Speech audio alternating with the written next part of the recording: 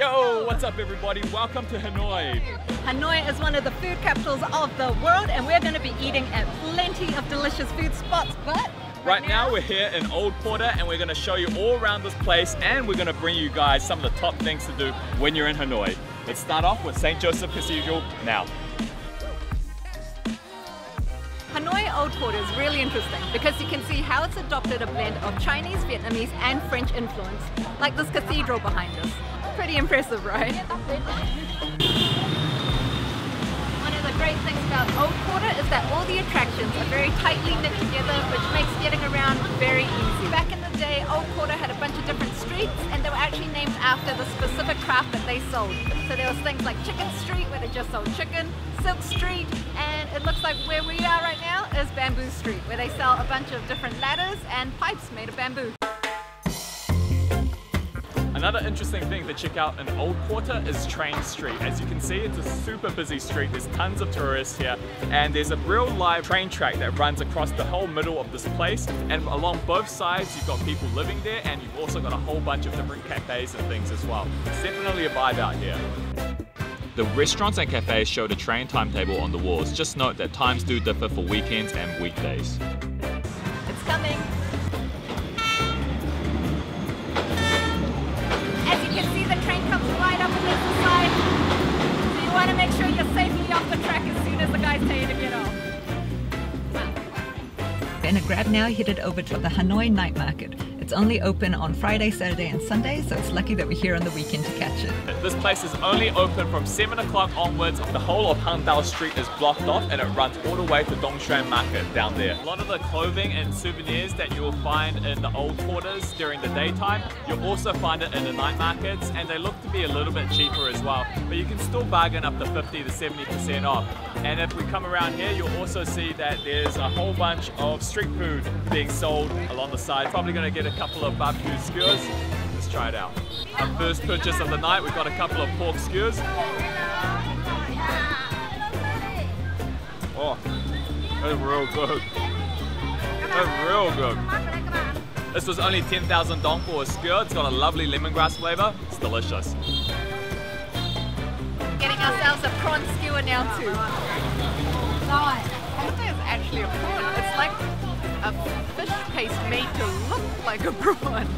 Is it good though? Can't really taste anything. Yeah, it's definitely just like a fish paste. You got conned. I did. Here I'm going to try what I think is ice cream. Brain freeze. It's just the weirdest taste ever. Why? It's like you're chewing into crunchy air that tastes like grape, because that one was purple. Let's try another one.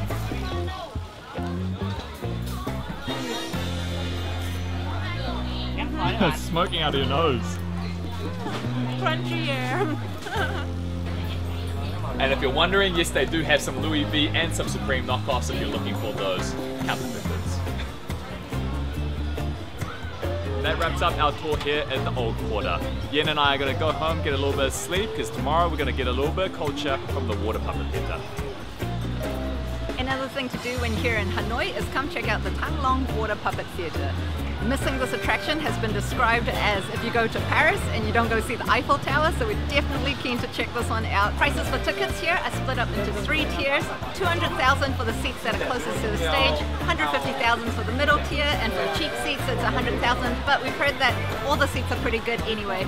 But one big tip for you is don't buy these tickets online. It can be double to triple the price even on TripAdvisor. Definitely just come early to the booth itself and get it here. So the performance is done in Vietnamese, but you can purchase an additional audio guide here in almost any language, and that's an extra 30,000.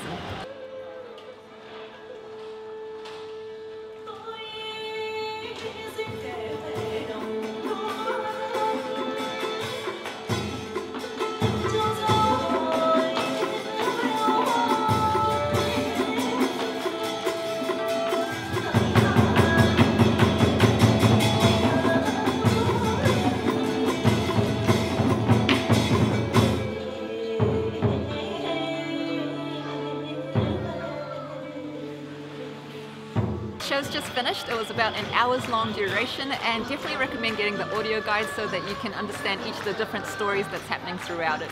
It was really cool to get to see the mastery of the puppeteers that did the work, especially when they came out right at the end. And it's just a nice experience to get to see a Vietnamese traditional puppet show here in Hanoi.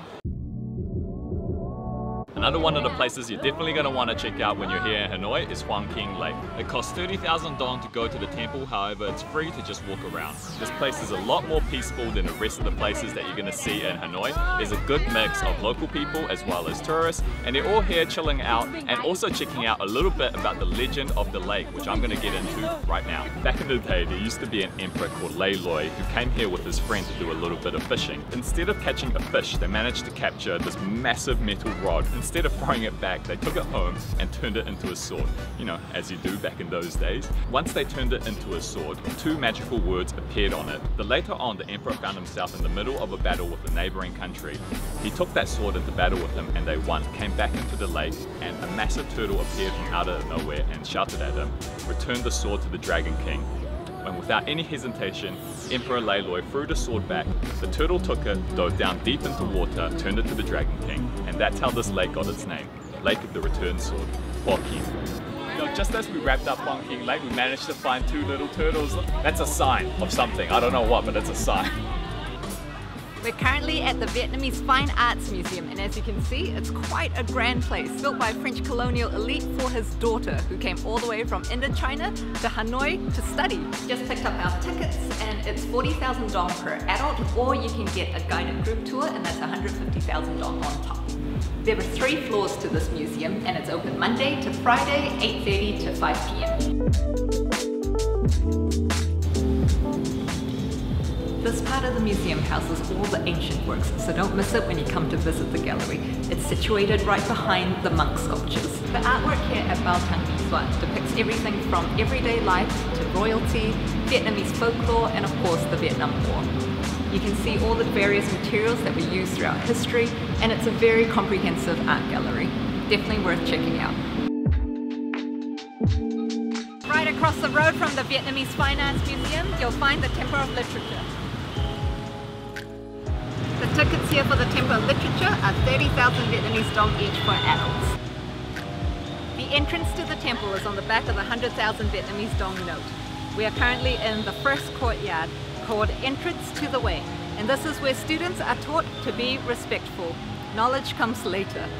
The temple hosts the Imperial Academy, Vietnam's first national university. Originally, the university only accepted aristocrats, the elite and royal family members, before it opened its doors to brighter commoners. Every year, graduates would get their names engraved on these stone steels set upon the stone turtles. We've reached the final courtyard, and this is where children of the royal family and senior officials will come to study and even live together too. And that's a wrap for this Temple of Literature. Another one of the things that you should do in Hanoi, Vietnam is pay your respects to the founder of modern-day Vietnam, President Ho Chi Minh, whose mummified body lies in that mausoleum right behind me.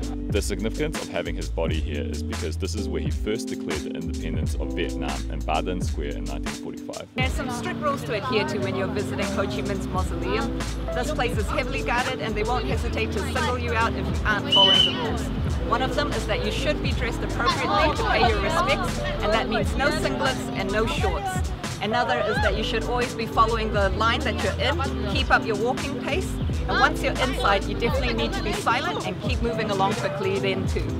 With camera gear, that should all be checked in before you enter the mausoleum, and you can get a little key to pick it up once you exit. It's free to enter the mausoleum and the presidential palace area, which is where we're at right now. And President Ho Chi Minh never did move into the massive grand palace. Instead, he stayed in the building right behind us. You can also walk around the stilt house he lived in from 1958 to 69. So we just wrapped up the tour of the presidential palace and Ho Chi Minh's mausoleum. It was a really unique experience being able to see the embalmed body of a national icon. And if you are coming here, the hours vary between the mornings, and so we'll leave that in the description below. And that wraps up our top things to do here in Hanoi. It's been a crazy experience here in Hanoi. It's like no other city that we've ever been to. Yeah. It can get a little bit hectic at times. Crazy. But that's part of the charm. So guys, if you want to support our channel, we really appreciate if you give us some thumbs up, subscribe if you you haven't already, definitely drop us a comment, but also don't forget to ring that little notification bell so you never miss an episode from us. Yeah, Yen and I do a whole bunch of top things to do and food episodes from all around the world. So, Right. catch you guys next time. Catch you next time.